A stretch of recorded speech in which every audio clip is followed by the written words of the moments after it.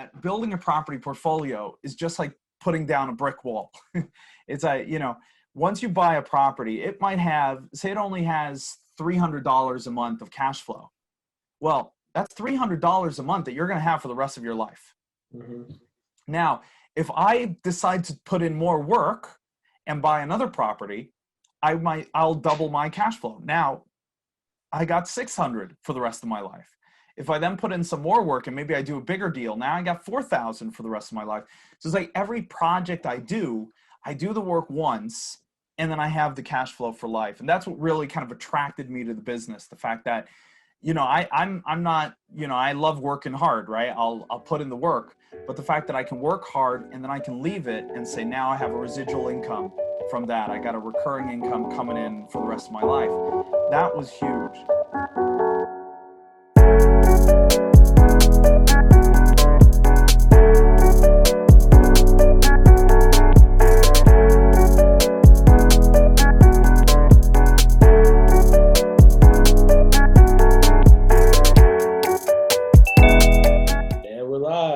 Mr. Daniel Wood, thanks for coming on, man.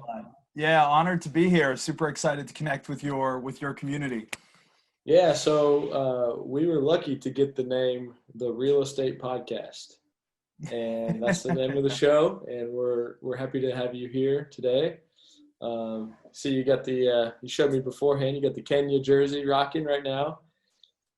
So thanks for coming, man. We're passionate, we're hungry, we love real estate, we love adding value, we love talking real estate. And to start this off, let's hear a little bit about yourself and some of your background and your career and what you have going on. And we'll just fire some questions and have an open conversation if that's cool with you. Yeah, sounds great. So I'll give you a bit of my background. I'm probably very similar and completely different to all the other guests you've had on here. So the big difference I would say is, although I do have an American accent, I am born and raised and I live in Sweden. So I'm a little ways away, but I don't invest in Sweden. Sweden is one of the most heavily regulated markets for property investing in the world, really. So when we were started out, we decided not to invest in Sweden, but we didn't really know what to do. And we were very lucky. We found a company that taught property investing. They helped us analyze multiple markets. And we realized that in Europe, the UK was probably the best market to get into. So we decided to start investing in the UK.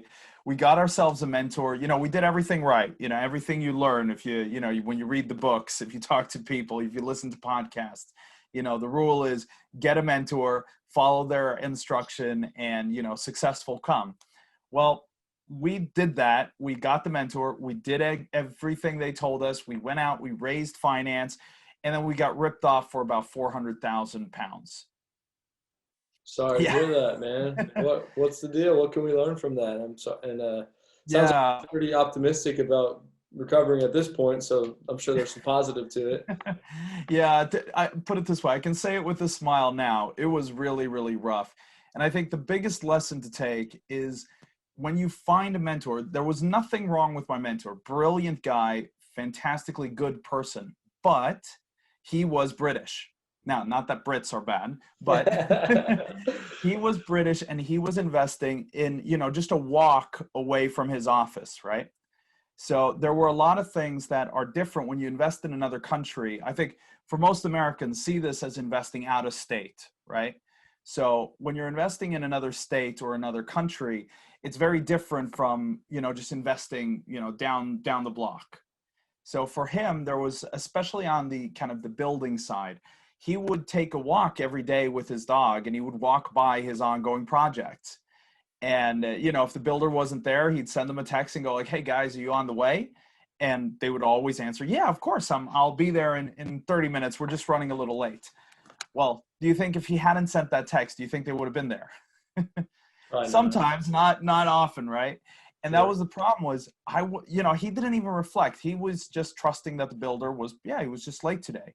But me being in another country, I could never send that text.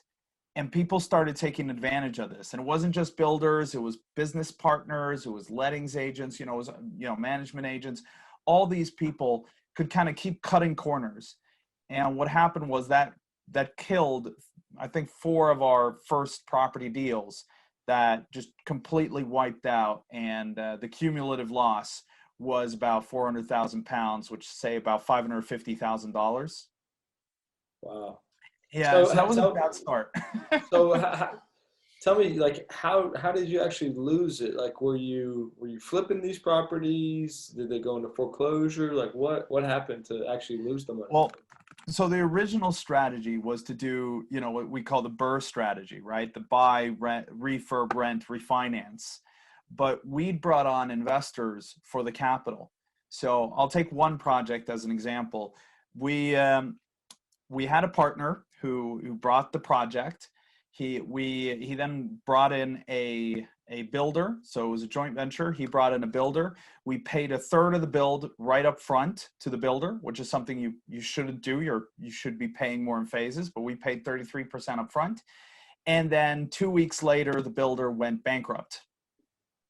So that money was lost. He said, "Oh, sorry, no problem. I'll get a new builder." He got a new builder in there. We did the same mistake again. We didn't learn anything. We paid 33% up front.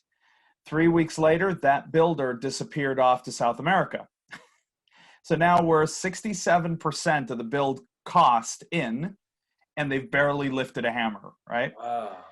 Yeah, and at the same time, I've learned after kind of going over the books, I've realized that at the same time, that local partner I had was skimming money from the project. So not only had I been, ripped off for about 70,000 pounds, he'd scraped off another 20K out of the accounts without us noticing it.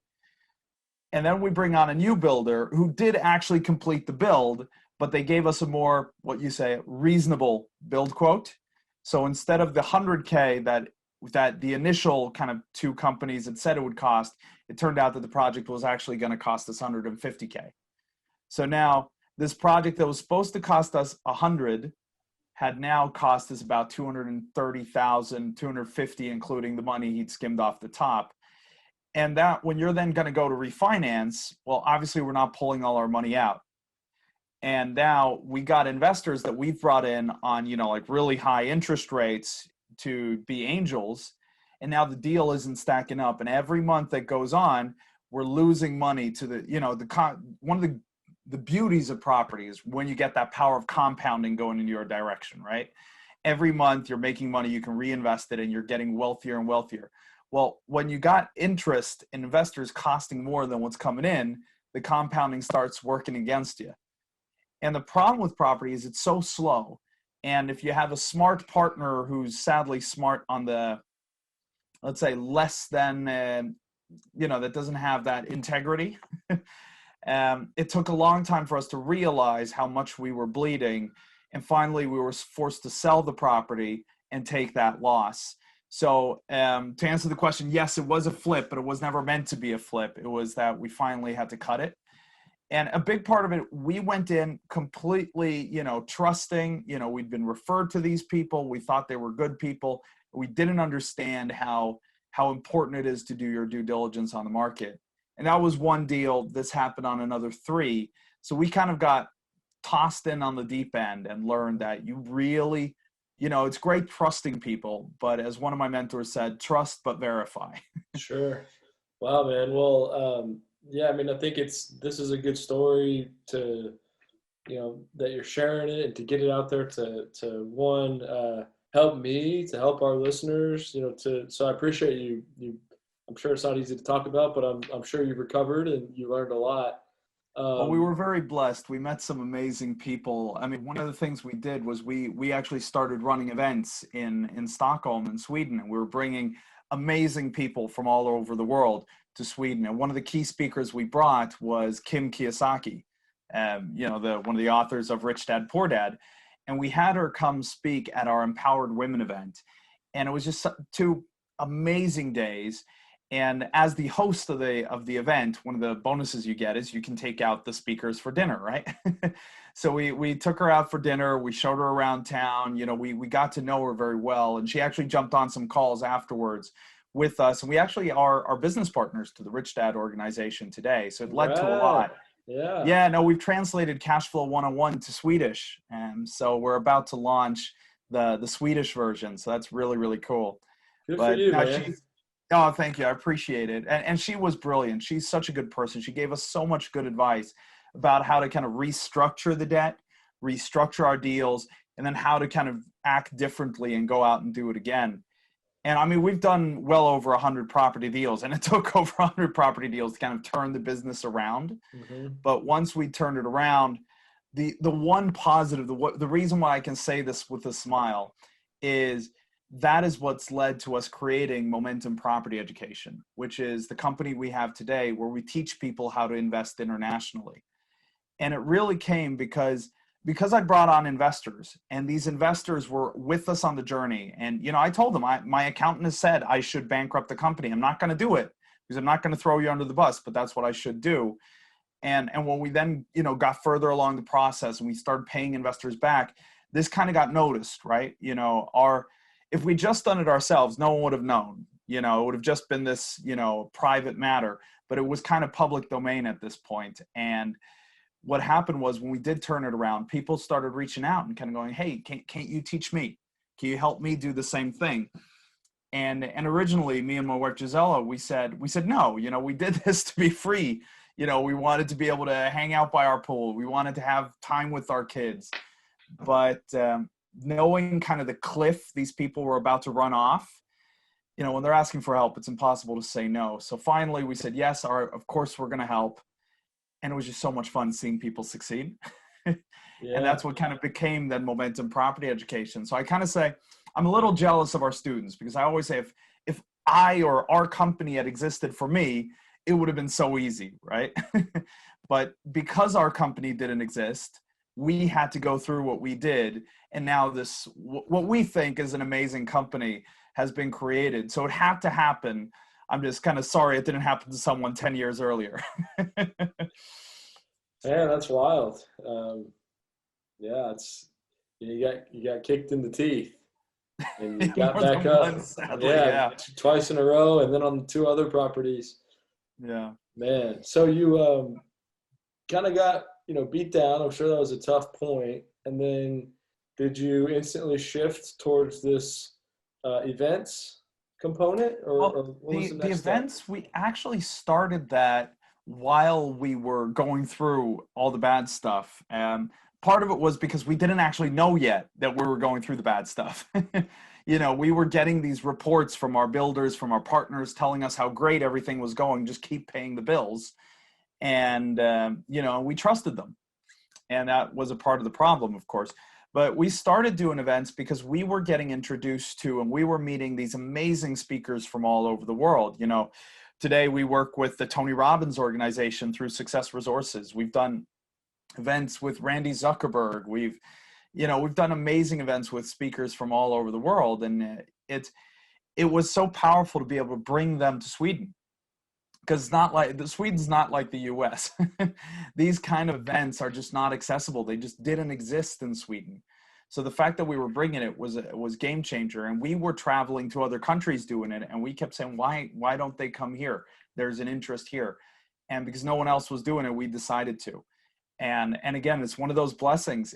Because we were doing it, we met Kim. We met with the Tony Robbins organization. I met mentors that I've worked with for years now who helped us turn this business around. And it was such a journey. And without all these people, we would never have been where we are today. Hmm. So I think that's one of the things that, it's such a cliche, but it's so true. It's the people you hang around. They either lift you up or they pull you down. And because we were running these events, because we were networking with these kind of people, we were you know how when you start out this journey, I'm sure you went through the same thing when you kind of start telling your friends and family, like, hey, I'm going to be a property investor now. People start going, yeah, that's never going to work. What are you thinking? What kind of a stupid idea is that? And it's like they're trying to pull you back down to their level. But because we were, not that there's anything wrong, but they don't believe in it. But we were spending time with these amazing people, and the expectation was for us to succeed. So every time we had a setback, it wasn't only that, we had that setback, it was that I'm supposed to be successful. Look at these people. That's what I'm doing. And because we were also sharing a stage with these people, the audience kind of expected us to be successful. So there was no, there was no keeping up with the Joneses mentality where you want to pull your neighbor down. People wanted to see us succeed because it was one of those things. If we've done it, then that means they can do it. So if we fail, that means they probably don't have hope. And we became one of those things where people wanted us to succeed and were actually cheering us on, which almost made it feel worse, of course, when we started failing. But it gave us the fire to keep going and to turn it around, to keep burning the bridges behind us. Yeah, man. I've done a lot of podcasts, and like this is like a rare one where I'm just sitting back, just like soaking it in. I'm like, man, just keep talking. I'm just like, I'm just thinking, there's so many people that have these horror stories with real estate, and you hear them, and they can happen. And I feel like most of the time you're hearing those horror stories from people that didn't get back up. Yeah. And they're like, don't invest in real estate because of this, this, and this. And you could have had the same story and the same message, but you got back up. And I'm sitting here like, man, you got jacked twice in a row. Like, what was it like that third time? It's like, okay. Yeah. Back to well, back. The thing was, they were all happening at the same time. This is the worst part of it, though, is they were all happening at the same time. We threw ourselves in, right? We were buying deals. And then, because the processes are so slow, it was like, like a year later, we noticed, wait a sec, this property is really not going according to plan. This is not good. And then deal number 2, like, wait a sec, the same thing is happening here. Oh my God, number 3. Oh, I don't even want to look at what's going on with number 4. And like, oh crap, it's the same thing there.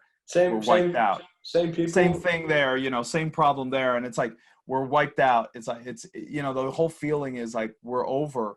And, I did want to give up. That was what I was thinking. But kind of my core is that, we had investors who were investing in us. And one of our core values is obviously, we don't want them to lose money. We want to pay them back.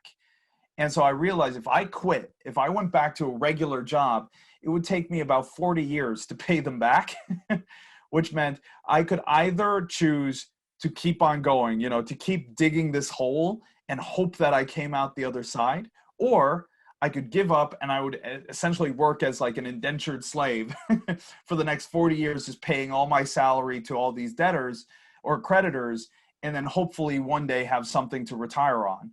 So it wasn't really an option. I mean, even though, I kind of wanted to take it at times, It just never really was an option. So we just had to keep going.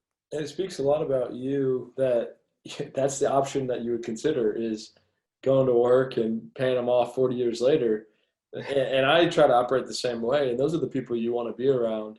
But you had another option. You could have filed for bankruptcy and said, sorry, I could have thrown everyone else under the bus. Sorry, guys, you invested. This is a risk, but you were willing to go that extra step to make things right. And the fact that you did come through the other side probably, shows them a lot and speaks volumes to them and for people that they're going to bring on, and it's going to help you really continue to grow and grow to the next level. Crazy, man. That's crazy. I appreciate you sharing, because it is valuable. I've never lost money in real estate, but I know how you can. And I've heard of people here, friends here, losing 100K, 200K, just getting scammed. It's very sad. And, I think the more you get that out there and do what you're doing on your education, the more you can help people. And I'm very happy that you have a positive mindset and were resilient and got through that. So congrats on that, man. Very cool. I appreciate it. Well, I mean, what we've learned now is really that it isn't as hard as you might think to run a project, from abroad or in another state. It's just that you can't put all your trust and faith into one person. So what we've done now is we've created what we call it the circle of mutual distrust, where what we do is we have multiple people involved in any project. Obviously you have the builder, the contractor that's going to do the project, but we always make sure we have an external project manager that keeps an eye on them, and they're on separate contracts, right, where they have to deliver, otherwise they got penalties and fees. And then we always work through wholesalers in the UK. They're called sourcing agents. So they bring the deal, but they also bring the team. They bring, you know, all the parts to the puzzle. And so we always make sure that a part of their contract is they got to follow up on the project as well. So that puts 3 people involved right away. And then depending on our exit, if we're renting it out or if we're selling, we make sure to involve that agent as well. So either the management agent or the estate agent is involved, and they're always happy to be, right, because they know that the end result of this refurb is going to be thrown into their laps, right? If it goes poorly, they're the ones who are going to have a pain in the ass property to run. And so that's why they are always happy to come on. They might do, you know, if you're doing a 6-month project, most are happy to come by once a month. You know, they're not going to do weekly checks for you, but they might come by once a month, which at least will give you that input as well, because they're never going to mince their words. If they see that something's not going according to plan, they're going to let you know, because again, it's going to fall into their lap and it's their money and their time. So by involving these 4 people, and everyone's kind of looking over the shoulder of the builder, and everyone's taking their own responsibility on it, because the wholesaler and project manager, they are, you know, they got penalties coming if the project doesn't go according to plan. And again, the management or estate agent are the ones who have to deal with the project.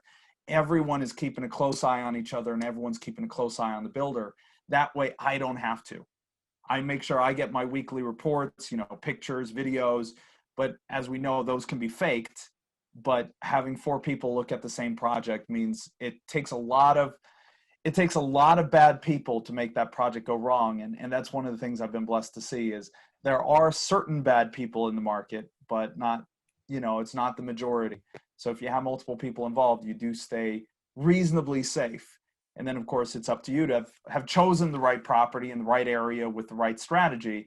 But if you've done your due diligence, you've put together a good team, you got your exit planned out, you're generally going to do very, very well. And that's the one reason why I come in with this positive attitude, because we've learned this. And by doing this and systemizing this, I've been able to focus on the part of property that I think is fun, and that's the funding side. That's where we've identified 25 different ways we can fund a property deal. And I sit every day, what we do, we got deals coming in, and I'm looking at these 25 sources. I'm going, which one would fit? Because all the money comes with different types of costs, right? So I sit there, it's like a puzzle. I have a deal. This is the cash requirement. This is the return. This is the, you know, the cash flow project. And this is the type of money I have, and this is how I have to pay for it. How do I put these deals and this money together? And it's like laying a puzzle, and then I just hand it over to the team and they run the project. And it's a very fun way of doing business. Yeah, man. So divide and conquer, right? And I know your wife's involved with you. That's really cool. I think you could use that. It seems to me like a kind of a proprietary strategy on how everyone works together in, you know, markets that you don't live in. I can see that working very well here.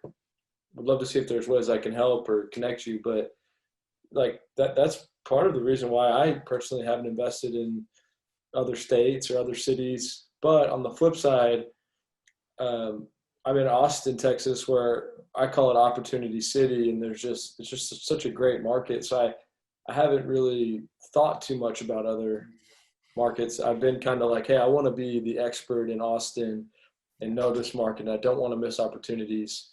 But as you know, I've been doing it for about 12 years now, and as time goes on, I'm building out an infrastructure here and a team and a system where now I'm starting to think about other markets. And so I can see that with multiple states. I can see how we could probably have 5 podcasts together where, you know, I know you talked about the 25 sources. We probably take an hour to go through 12 of them. So, you know, I'd love to touch on that a little bit if you kind of don't mind, like high level of maybe some of the unique ones or what you think's interesting there on the 25 sources of capital. Yeah, what I can do is I can split them into 4 kind of simple camps, and then we can let everyone listening, you guys can be creative and see if you can come up with the 25 based on the 4 camps. So one, one, the most boring of them all. So I'll go from boring to exciting. The most boring of them all is kind of your own money. So that would be, your cash savings, your, release equity, or any type of loan that you take based on your own credit, like, consumer loans and stuff like that. So that's one type of capital. Next, you can go to kind of like small business. You can go for companies. Actually, my first job, second job, but I was 15 years old. My first job I had was as a telephone sales rep, and I was calling people at home. I was that guy. But what I was calling about was actually I was inviting people to come to investment seminars, which was really cool. I've kind of come full circle since then. And I turned out to be pretty good at it, shockingly. And what happened was I was promoted to the B2B, like the company part of it. So here I was, 15 years old, and the company had me calling CEOs and CFOs of like mid-sized companies. And I would call them up and I would go, "Hey, sir, yes, I'm calling from our company, and I'm calling because we believe you're mismanaging your cash accounts."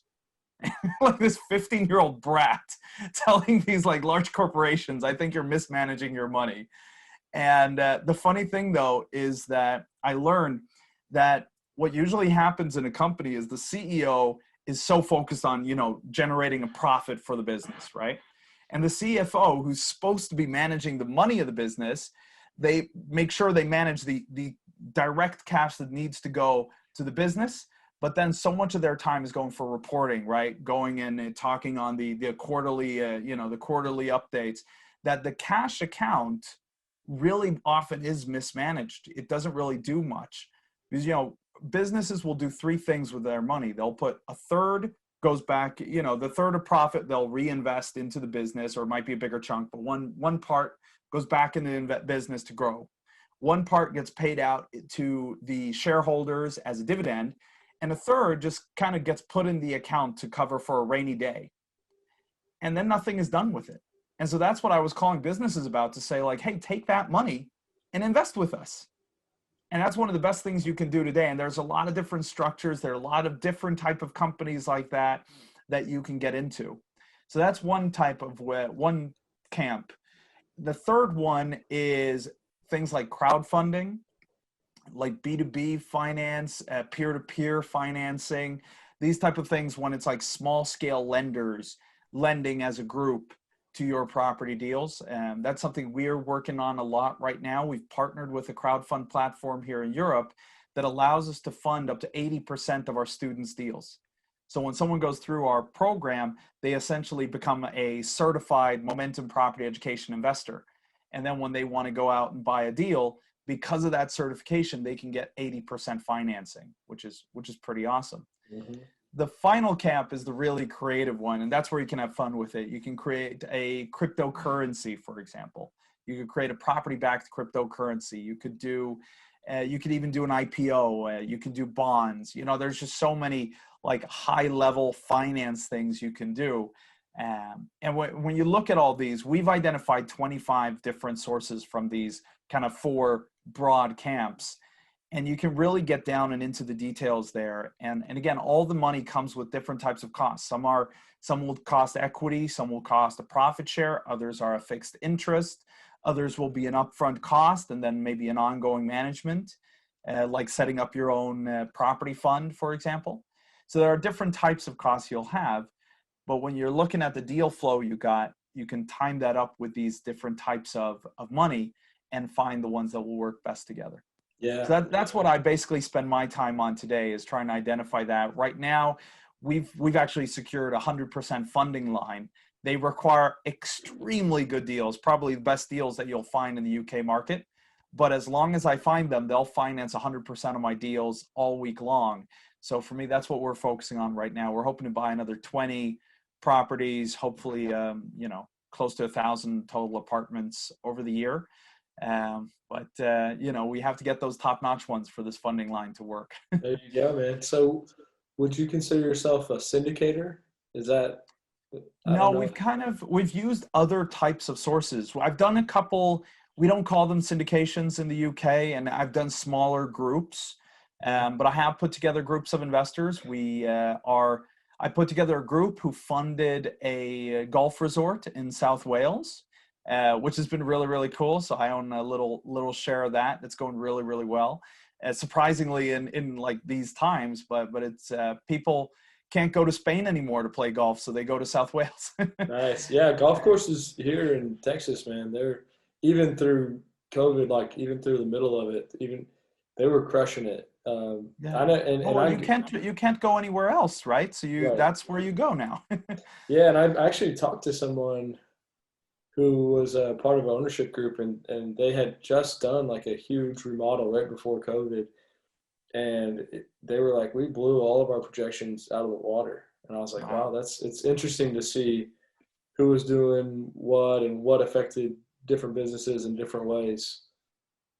Yeah, and I think it's very much how you then how quickly you've been able to adapt and kind of brand this as a, it's a COVID safe. I mean, honestly, golf, yes, you might be in your little group, but then you're a mile away from everyone else, right? So if you're Sure. going there with your family or with a couple of friends you're going to be hanging out with anyway, you're outside, there's huge distances between you and other people.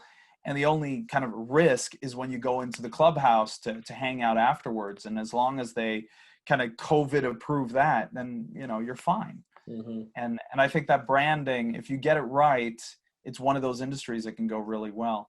But we've done a few other things. We're converting a pub into flats. We're converting an old factory in Manchester into flats as well. So we've done a few kind of minor syndications, but now we're very blessed to have this funding line. So I don't actually have to syndicate investors. I just kind of borrow that money. It's just a credit line we can kind of tap into. That's cool, man. I love hearing the different lingo as well on how you talk about the flats or sourcing Yeah. agents. Yeah, I'm trying to keep my American lingo on, but No, man. Hey, I welcome it. It's cool. awesome. Yeah, So and so there's so much we can do, and that's what's so fun about property to me. It's such a creative space. it is, man. It allows so much opportunity, and the creative aspect is amazing. What is it about real estate that you love? Like, why did you start thinking about real estate? Why do you promote real estate, and kind of what's the passion behind Well, building what you're doing? that's a brilliant question. I'll kind of try to answer it in chronological order. I got in. I was in the sales industry before, and it was so tough being in sales and marketing that obviously you have to grow, right? Everyone's always shooting for growth, but that meant that if I was going to say I had to do $100,000 in a month. Well, if I was going to grow to the next month, I first had to do last month's work, right? I have to do another 100,000, and then I had to do another 10% to be able to grow. But now next month, well, now I have to do 110,000, and I can have to do more. So every month, it felt like I had to work harder and harder and do more and more to keep that growth going. And what I realized with property is that building a property portfolio is just like putting down a brick wall. It's once you buy a property, it might have, say it only has $300 a month of cash flow. Well, that's $300 a month that you're going to have for the rest of your life. Hmm. Now, if I decide to put in more work and buy another property, I'll double my cash flow. Now, I got 600 for the rest of my life. If I then put in some more work and maybe I do a bigger deal, now I got 4,000 for the rest of my life. So it's like every project I do the work once, and then I have the cash flow for life. And that's what really kind of attracted me to the business. The fact that, I'm not, I love working hard, right? I'll put in the work, but the fact that I can work hard and then I can leave it and say, now I have a residual income from that. I got a recurring income coming in for the rest of my life. That was huge. And then that kind of led us to really realizing that the security this creates for us and the safety it will create for our kids. I got 3 sons who are at the moment 3, 5, and 8. So, we're building this for them as well. It's so fun to talk to them about like, hey, we just bought another house today. And they're like, wait, what? and we'll show them pictures and they'll be like, oh, wow, can't we move there? I want to live there. We're like, no, we're renting that out, son. But it's really cool seeing how they will take this over in the future. And then moving forward with what we're doing with Momentum Property Education, it's been so exciting to see the impact it has on someone's life. Like one of our students, literally in his first year in property, he was able to get 15 rent-to-rent properties, including a hotel that he's rented and now renting out. So it's just, you know, he's making massive cash flow. He's changed his life, and it's been in only a year. So it's so exciting what you can do. And it's really fun for us. I mean, our students last year during the pandemic, with everything that was going on, they bought over 5 million pounds worth of property. So about $7 million. And obviously I have no ownership or any stake in it, but at the same time, it's, you know, it's so cool. We're proud of them. We're honored to be a part of that journey. And it's just, yeah, it's just very powerful. It's great, man. That's very cool. I agree with the philosophy, and I get the same passion that I can tell that you have. I've got 2 sons myself, and 2 years old and 9 months, and that's the goal. Oh, wow. Is to get them, you know, get them intrigued and understanding the power of real estate and to pass it on to them. And when you said rent to rent, that's another new one for me. Is that like? Oh yeah. I'm assuming it's here. We have like you can rent it out, and then you go Airbnb it and make the difference. Or like exactly. So for example, if you have an apartment, I could go to you and say, hey Matt, look, let me rent this. You know, I'll pay you the same as a regular tenant would, but I'll give you a guaranteed 3-year contract. You're like, yeah, that's sweet. I'll take the same rent, 3 years guaranteed. That's awesome. And then I go and put it on Airbnb and make it, you know, make the difference. Yeah. Free money. Well, I was going to say free money, but it takes a lot of work.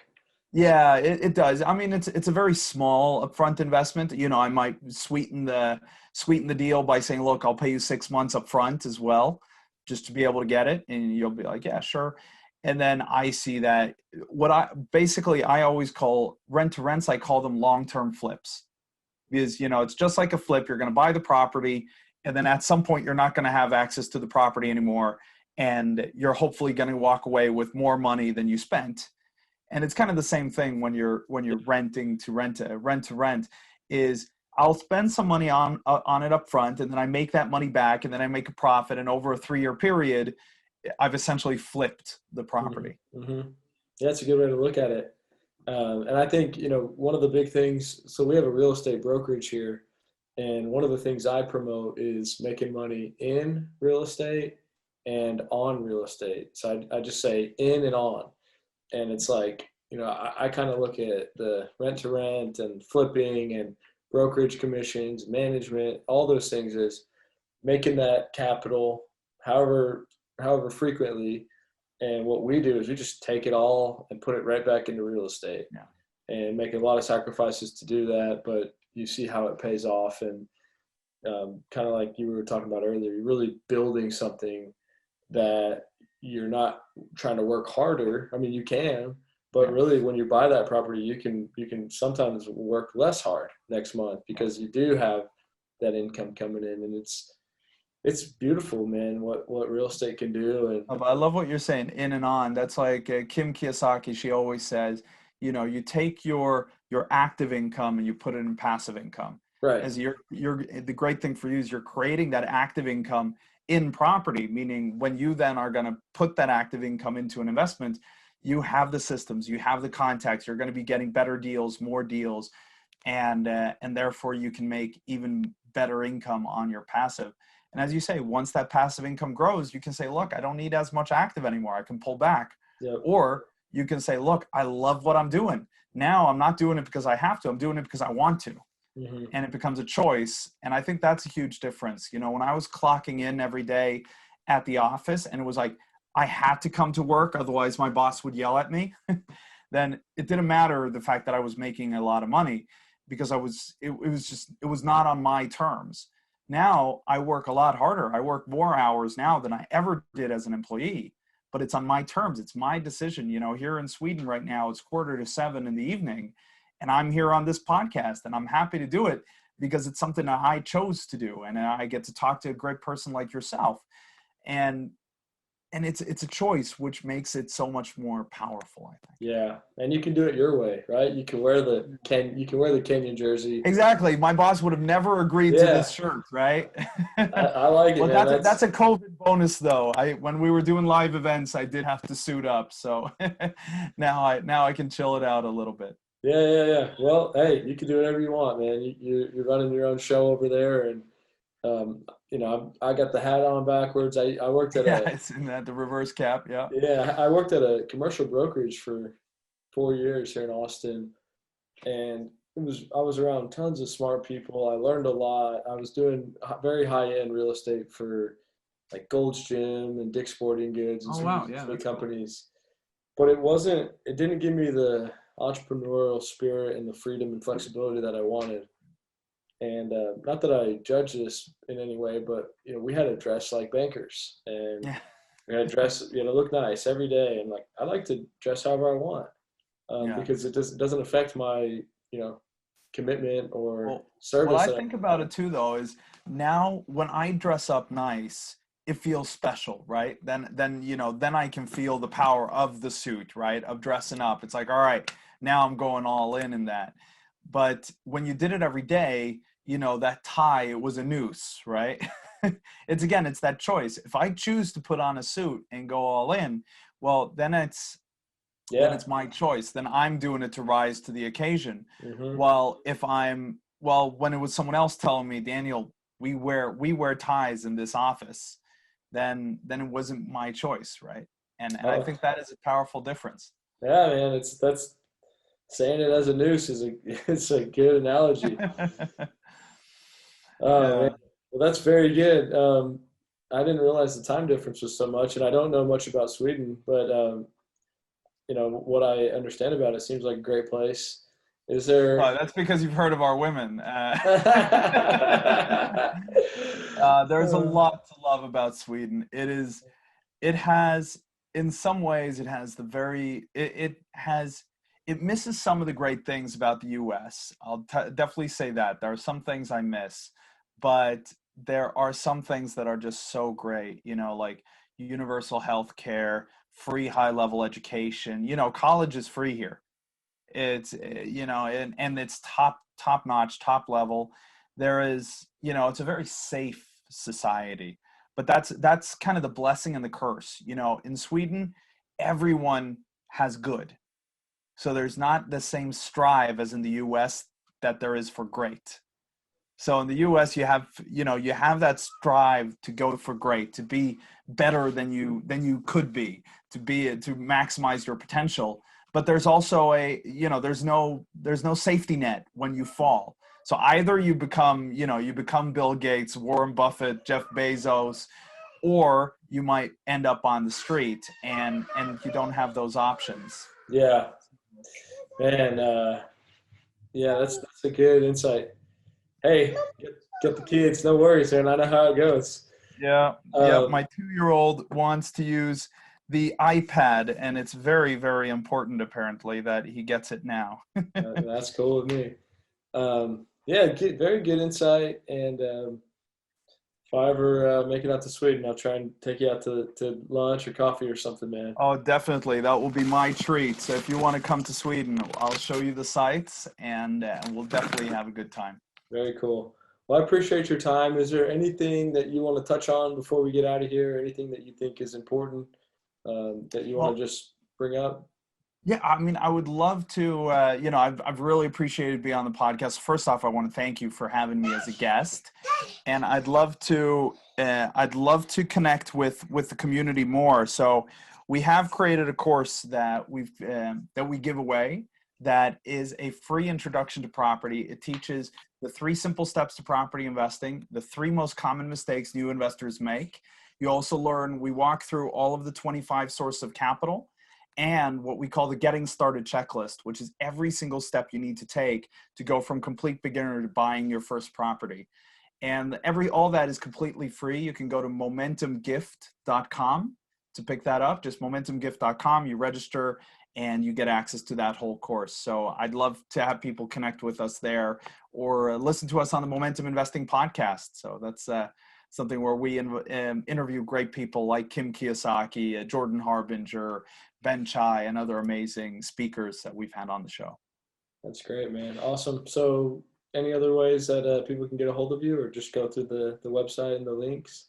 Yeah, I definitely go to the free course, Momentum Gift, go to the Momentum Investing podcast. It's on all podcast platforms, or just come and connect with us on social media. We're always on at Momentum Property Education. So we're on Instagram, Twitter, YouTube. We do a lot on YouTube. We're on Facebook. And if you find our page on Facebook, you can connect in our Facebook group, International Property Investors, where we have over 1,400 international investors who bounce ideas, ask questions, run events with each other. We do Q&As every single week. So there's a lot of ways to connect, and we're here to help. We're here to serve. And so anyone who would like to work with us more, we're happy to support you in any way we can. All right, Daniel. Well, thank you, man. And for any of our listeners, if you want to try and make an attempt at getting all 25 sources, type it in the comments. I'd love to see what you got out there. Daniel, appreciate your time, man. Thank you for coming on. I know it's late there. Go have some family time, man, and keep doing you. Appreciate the energy and inspiring people and pushing real estate forward. So thanks, man. Appreciate you. Thanks, my man. I appreciate it. I'll speak to you soon.